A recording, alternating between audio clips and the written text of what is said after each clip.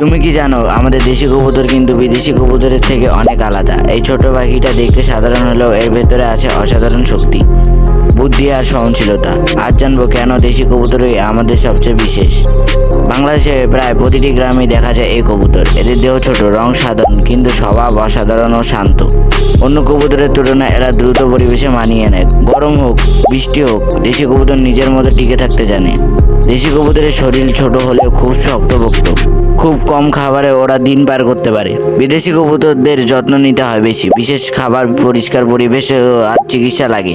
কিন্তু দেশি কবুতরের সাধারণ দানা, ভুট্টা, গম হলেই দিব্যি খুশি থাকতে পারে। ঠিক, দেশি কবুতর খুব দায়িত্বশীল মা বাবা। বছরে কয়েকবার ডিম দেয় আর ডিমে বসে নিজে ফোটায়।